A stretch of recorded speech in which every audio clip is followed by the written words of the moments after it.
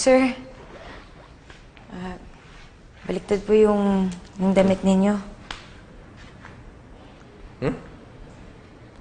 Ayan po, oh. Tulungan ko na po kayo. Ako na, Jonah. Kaya, ako na. Sir, huwag na po kayo mahiya. Lagi ko naman po ito ginagawa eh.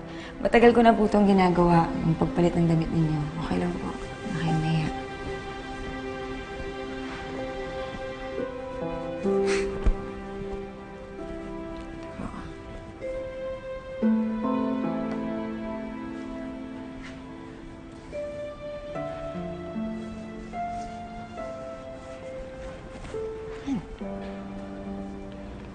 Joanna, ikaw. Hanggang kailan mo ba ako pagtsatsagaan? Ibig ko sabihin, masaya ka ba na pinagsisilbihan ako? Opo, sir. Masaya po ako sa ginagawa ko. Pagsisilbihan ko po kayo hanggat sa makakaya ko. Hindi dahil trabaho ko to, kundi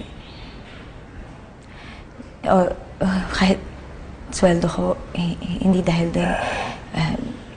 Gusto ko lang po talaga yung ginagawa ko. Gusto kong maayos kayong nabubuhay. Ikaw rin naman, may sarili kang buhay eh. Alam mo, ni minsan hindi nga ata kita nakita nag-day off. Uy, kailangan mo rin ng pahinga. Alam mo, yung ganong klaseng pahinga, hindi na ano yun eh. Hindi na napapalitan ng sweldo. Wala ka. Ikaw rin.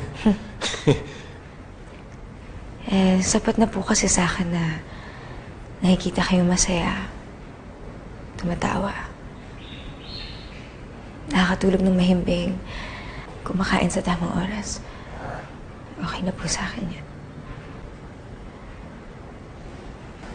Maswerte ko rin sa'yo, no? Na ikaw yung yung naging caregiver ko.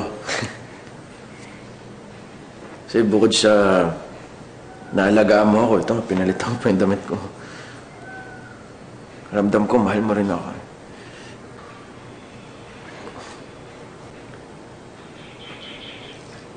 Mahal nga kita. Ang ibig ko pong sabihin, parang pamilya ko na po kayo, sir. Ay, oo. Oo. Oo nga, ako ramdam ko rin. Parang nga.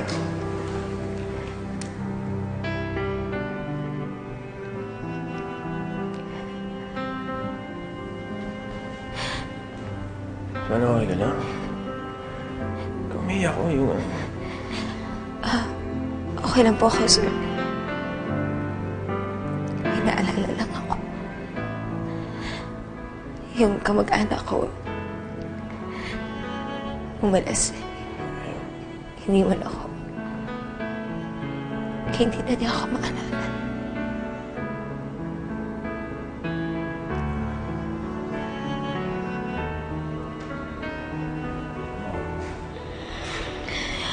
Tahan na.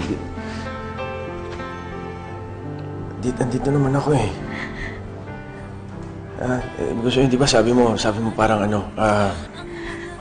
parang pamilya mo na rin ako. Kaya yan, nandito na ako.